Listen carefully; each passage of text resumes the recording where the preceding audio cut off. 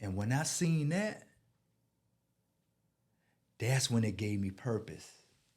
Gotcha. I say, oh, you make the money down there and you have your family living good up here, right? Had he never showed me that, I wouldn't have never know what the purpose was for selling drugs. Gotcha. And I like, that's what I want. And so when I seen that, at that point, I knew I had to play dumb with him because if he seen me looking around, he probably wasn't gonna bring me back. Gotcha. So I used to smoke the weed and act like and he kept taking me back, and he showed me his whole operation, but I played. So now I done learned the whole operation. So now that you done learned the game, pretty much, and now let's fast forward to now where you pretty much got your own, right? You Yes. starting off. What was it that, because you have a purpose now, Yes. and we're going and we're moving and you doing your own thing, Yes. and now everything is sweet. So let's just bring the audience fast forward, because that's what everybody see, the glamorous part, Yes, right? They yes. see the money and the clothes and the women and all that stuff right Yes, there. yes. So to be honest, it's sweet, Yeah, right? yes. It's real nice. Like when you Yes. could lay your head down, eat whatever you want to, pay your bills, you don't have to worry about nothing. Was it ever a point of time where you felt like maybe I need to back out? And before you answer that question, at this point, you probably have your family now, because he done gave you the blueprint of, you got your family now, you got your cars, and you moving the way you moving. Yes. Was there ever a point now where your purpose changed? Where now it's not about, the power and the money, but maybe it's about my family now, right? So paint a picture of, have it ever became a point of time where you felt like maybe my purpose need to change? Another great question. So I remember one day, and I started figuring out, what is this? Fill the safe up with money, empty the safe. Fill the safe up with money, empty the safe. Buy this car, buy that car, buy this car, sell them. Buy that same car over again and sell it. And so it had became boring to me. And so I remember one day I was standing in my back, in my house, staring out the back door, glass door. And I began to weep. And I say, God, take this life from me. Cause now, like, I got a wife, a woman, I got children here. Now I got another woman with outside children. And when I want to get love from my family, I can't get it because of my actions. So when I go here to get peace, she upset because of this one. And then when I go over there, she upset because of this one. And so I had to hang around with young rappers to get love from them, because my house was in a turmoil, and it wasn't violent, and then it started getting here. And so I'm like, I pray, I say, God, take this life from me. And so I was weeping so hard. My wife now, but Corinthia, she came and she stood up behind me and she put her head on my back and she hugged me from the back. She's like, Sonny, what's wrong? I'm like, man, I'm tired, man. Tired. Oh, man. It's not fun. It looked funny. It looked like it was fun. Yeah. And then, when money is involved, it break your family up. So I asked God, take this life from me. I don't want it. I want my woman. I want my family. I want my mind, God. And he sent me to prison. I'm going to ask you even deeper question, right? Because we talking about you done started a family in 2 different homes, right? And, you have daughters. And being a daughter myself, and my father being, in prison with you. Was it ever a time when you felt like I'm letting my daughters down? Or was it because I get it, right? When you in that, everything is fast. You have no time to really slow down because you could be caught slipping. Let's just be honest. With this game, we don't have time to slip up. We don't have time to second guess. Everything is fast. So was there ever a point of time, especially with you, having that moment where you gazing out, did you ever think that, man, I'm letting my daughters down? Like they don't, because, you growing up in a household that was, we could safely say dysfunction, but it was your normal. But now you bring in on another type of dysfunction that you feel like you done tweaked, but you have daughters that don't have a stable man at home where they can look up to, where when they get older, they have that blueprint of what a man's supposed to be, because you have two different women, and I'm pretty sure you have to treat them differently. And, you over here, a little bit, and you over there, so you never given them stability. So was there ever a time when you thought like, man, am I letting them down any kind of way? I don't know too many drug dealers, but a person probably, it wouldn't be strange for them to see me riding down the car riding with my daughter in the car. Yeah. I got pictures of me plaiting their hair. Yeah. So I was present. We went out. We did things. They knew that I loved them. I was there. I was present. So that we never had a strain about that. Yeah. But my number one goal in life then was, I got to make sure y'all don't be homeless. And I got to make sure y'all got the best that life has to offer to the best of my ability. And that's where I was frozen at. So on I could speak about it because not only, this my uncle, so I was there, right? So when he tell these stories, it's not, when people say, let me see receipts, like this is for real. Like he actually lived this life. This is not nothing just to get clicks and views and stuff like that. So I witnessed a lot. And just like when you was in that position being the oldest, I'm the oldest. Yes. So it's a lot of things that I seen that, again, we wasn't able to talk about, but I seen. Yes. So being there, and we can all attest, being you guys' offspring, that it was never nothing we didn't want. Right? It was never nothing that we can never say that we went without a meal. Yes. But what about those nights that you couldn't come home? What about those nights that, you probably missed maybe something at school, or couldn't drop me off to school that morning because I'm, out of town doing whatever I'm doing. Like, those are the things that maybe when you look back, you probably missed. Right.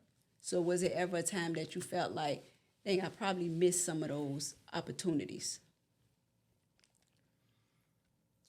Well, for one thing, my main house, I never stayed out overnight. Okay. I will always be in my house.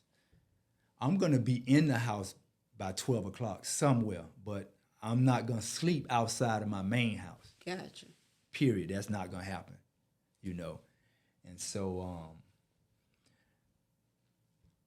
I would like to say that I was the best drug dealer it was, and I was the best daddy drug dealer that I was. I would love to say that, Yeah. But at the level where I was, right, I didn't have to go out on the streets and be out on the street for 8 and 10 hours and selling. All I needed to do is make sure that I kept them supplied. Gotcha. And from there, I was home with my at some place, at some movie, at some amusement park, at somewhere with my family. Gotcha. So because I'm not I think somebody threw me a party one time, but I never thrown a party.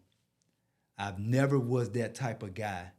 If you seen a guy that was famous driving a Benz, and you seen me driving the same Benz, you will have a different feel with me driving my Benz, because I don't care about nobody seeing me. I'm not trying to flash on nobody. I'm not trying to make nobody see me. I'm just living my life. Gotcha. You know. So now we done fast forward to where you having this moment, right? Let's go back to that moment that you was having, and you asking God to take this away. And I'll never forget, my grandmother always said, you have to be careful what you ask God for, right? You have to address your prayers up. So you asking God to take this away, not thinking that he's going to take it away by going to prison, right? So now let's take us to where when they came and got you. What was that like? Can I answer something if you bring that question back? Yeah, of course. When I was like 21 years old, I had a dream. We were living in a village. I had a dream. And the dream said, you think you smart because all your friends around here going to jail and you think you smart. And all them going to jail, they said, but one day you gonna go to jail and you gonna get a lot of time but you're not gonna do it all. And I had a dream of a cell. It was gray. It had a long triangle window. It had a gray desk in it. It had a gray garbage can in it. And it had a window, a picture window in the door. So I share things with my brother. I say, Sweet, come here, man. I had this dream, man. The cell was this color, this color. And I described to him a cell that I dreamed about. And I had never been to prison before, or county jail, or after school detention, or on timeout. And when we got to Atlanta, and me and my brother walked in that cell and I seen it, I say, Sweet. He like, yeah, what's up? I say, you remember when we were young, I told you I had a dream? He said, yeah. I said, you remember? He said, yeah. I say, what color was the desk in that dream? He said, it was gray. And I looked at the desk and looked at him. I said, what color was the garbage can? He said the garbage can was gray. I looked at the garbage can. Looked at him. I said, look at that window. And he like, oh. And he was like, stop. I seen it coming. You seen it before it happened. I'm a seer. That's how God blessed me. I'm a seer, right? That was the fulfillment of the dream that I had. And now seeing that, I know it had to take the wind out of both of you, right? Just being in that moment where you got warned, pretty much, right? Yeah.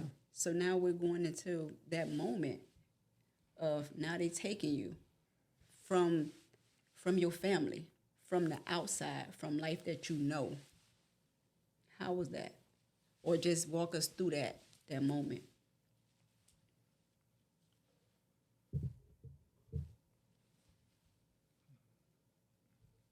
That's where I disappointed them. That's where I hurt them. Oh my God. I seen my children. They hollered, Daddy, Daddy, Daddy, Daddy, be my daddy. And my wife, I looked at her. I shook my head. I said, I'm sorry. And I thought I wasn't going to never come out again. That's when the disappointment and the hurt came. And I relive that every day. So my God is a good God. Out of all of that, that was sad.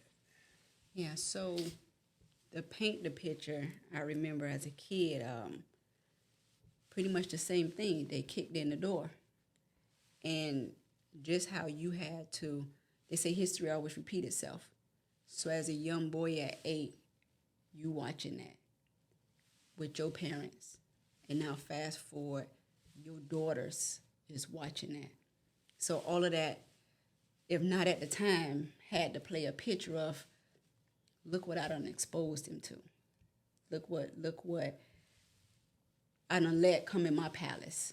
Look what I done let, basically I done destroyed. So there had to be a lot. And now you being taken away, and that's the last image that you see with your family. Yeah. What was that it has to be undescribable. It has to be one of those moments where none of it was worth it.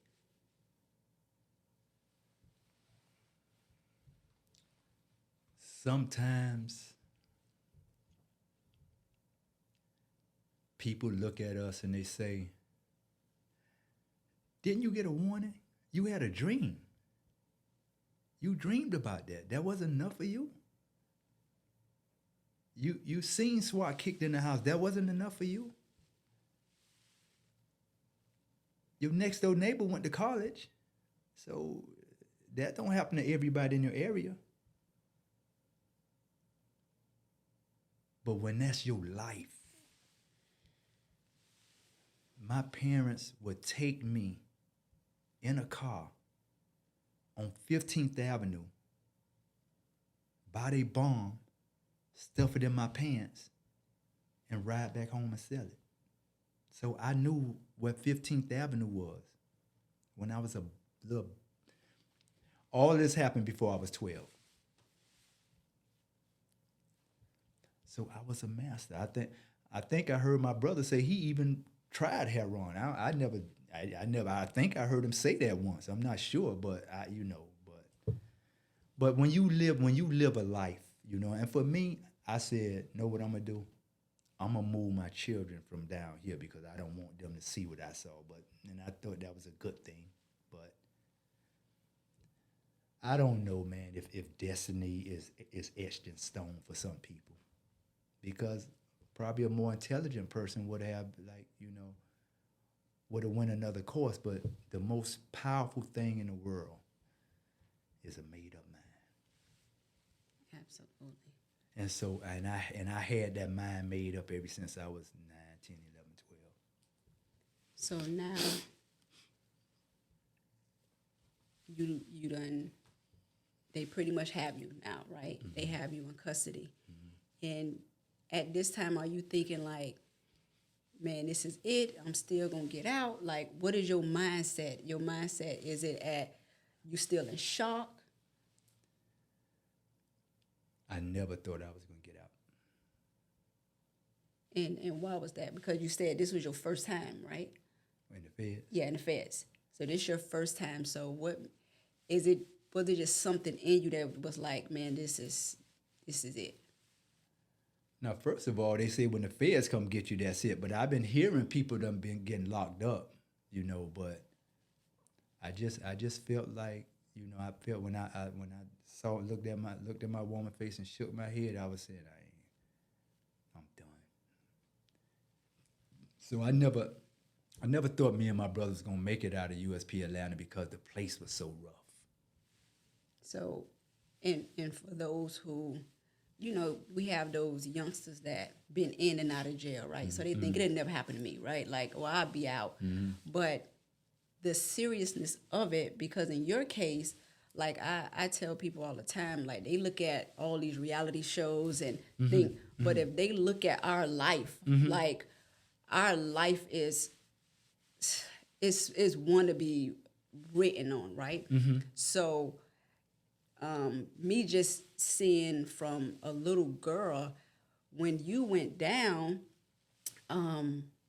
you had done been away now for how long before they even came for my dad? Like a year or so, right? No, it wasn't that long. And so I would talk to him on the phone. Mm-hmm. And I told him, I said, bruh, stay off the street, man. Let them deal with me. Stay off the street. They don't know where you at. I'm gonna take it. And so it probably was 3 months. It wasn't long. After they got me, they got him. So after they done got you, we done heard about it, right? And as a kid, you really don't understand, but you know it's something serious. Yes. And then I remember, I don't know, was it around that time that maybe my dad, you talked to him or whatever, but I remember then my dad was on a run. Mm-hmm. Right? Mm-hmm. And I remember we couldn't see him and stuff like that. So things got really serious. Yes. And that's the thing that, our youth really don't get. Like, when you're in the street, it involves your entire family. Yes. When you go down, the entire family go down. Yes. Right? Yes. And I remember, and you probably can walk us through that, once when you went down, the entire family, like people be thinking that conspiracy, the first time I ever heard of conspiracy and when everybody got indicted, like when I say everybody, Yes. all because of you. So of the way that you guys was living. So just Yes. walk us through like how the entire family just got pretty much entangled into that. You know, once that becomes life, because you know, when people look at me and Sweet, the only thing they think about us, they say, you know, Sweet is a little more hard headed than me, so I used to keep him calm. Yeah. You know. But we are known for making money, having jams, having fun, and this and that. So we not really known for we ain't gonna rob you, hey, shoot this dude. If it happen, if you bring it to, we will. So we wasn't. I always like to say we were different drug dealers, but a drug dealer is a drug dealer. You know what I Gotcha. mean? But we used to make that money, sis, and smart people used to come and ask us to open up businesses, and they beat us out our money and this and that. So we stopped trying to do business. We never had nobody to say, oh, this is what you're supposed to do with your money. Only thing we knew, buy cars, buy jewelry, buy girl, get apartment, do it again, buy the car wash don't work. And that's what we was taught as drug dealers. We wasn't taught an exit plan, you know. And it's so ironic. The person that was the drug guard that I wanted to be like, I end up being his cellie. Wow. So now, walk us through that process, right? Because you already said you knew it was over, pretty much, right? You knew it's like, okay, it's a wrap. I'm calling my brother, telling them like, you know, stay off the street. At this time, you know, he ended up getting caught. And now it's like, okay, we both in this. What we gonna do? Because I'm pretty sure, again, being a big brother, I'll take on to this. Like, I'll take it and you go back to our family and we'll move from there. But when we both get caught, you guys are both, you know, the breadwinners, the alphas, the leaders of this family, and you both are down. What's going to happen? So in my mind, right, in the whole case, and that's a whole nother conversation. The case itself is a conversation, you know.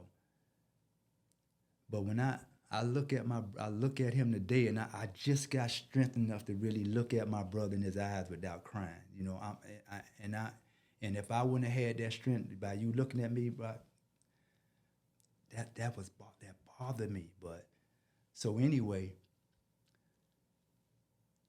we don't know what to do. So right now, like, I'm in the valley of decision right now. Feds pounding with mail every day, denied this, then the lawyer come, they say this and that, this. My head was this big and I was skinny. I'm like, what I'm gonna do? And they didn't even investigate my brother like that. They didn't even investigate me like that, to the extent that they was doing what they was doing to us. And so I'm like, I need to free him. And so my lawyer, they talk, and my excuse me. And my lawyer said they gave me a plea deal for 17 to 24 years with full cooperation. I'm like, cooperate on what? Cooperate on who? Because they never came to figure out where I was getting drugs from. Cooperate on who? And so as time went on, they kept pounding us, and then I'm going to get your mama. I'm going to get, and when Samantha come, and when Samantha come up here to Georgia, they gonna lock her up. Samantha's my other children's mother. He telling me that. So they whisk us off the court, and they got us in a caravan of cars. They running lights. They got the sirens on. They holding people.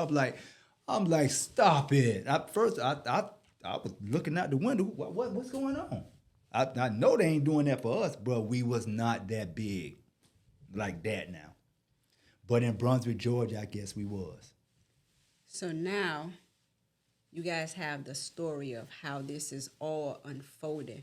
We want you guys to just stay tuned, stay locked, 'cause this is going to be, an episode in parts to keep you guys this is a journey. Like, this just didn't happen in just overnight. This was years of just, before we even got to, the lockup part or the sentence, right? Yes. Because this was a whole process in itself of, like I said before, the family getting involved and the different baby mamas, and we going to court. And then you have to realize that you and my dad have kids now. How are we being influenced, or how are we being affected by what's going on? Because this is the first time that our family is in an uproar. Because before, it was a fast thing, coming in and out, happy. We link up with birthday parties. You guys never brought chaos to us. I could never say as a kid I witnessed, police coming or anything that you went through as a kid. I Right. think you guys did a great job securing us from that. Right. We knew, you guys didn't have a job. Our moms didn't have a job. We at Disney World and living life. Yes. And our, parents wasn't like our friends' parents who had a 9-to-5. Yes. And all of us in private school. But when that happened, that was the first time I think our family really sat back and was like, okay, what is going on? Yeah. And that made all of us, I think, really have to, all of us got the breath knocked out of us and didn't know what to do and where to go. So we want you guys to just stay tuned, because this is going to be, listen, it is just getting started. So again, if you guys haven't, subscribe to Sunny Day Podcast. Here we go right here. Like, subscribe. Thank you for having me. It was a pleasure. You guys don't understand how big of a moment this is to just be, we didn't, to be honest, me personally, I could speak for myself. We prayed on this, but as a kid, when all of that went down, you didn't know if this was possible, right? No. Like that. And again, I'm being the oldest, seeing a lot of stuff, that I replay now, but you guys stay tuned. And I want you guys to continue to follow us, because it's about to get interesting now. We're going to go even deeper. So close us out. So once again, like I told you, Sunny Days 305 Degrees Podcast, we are very unique, and you should follow us. And for our young goons, our young hitters, and the parents. So this is a holistic journey that we're going on. Stay tuned for part 2. Peace.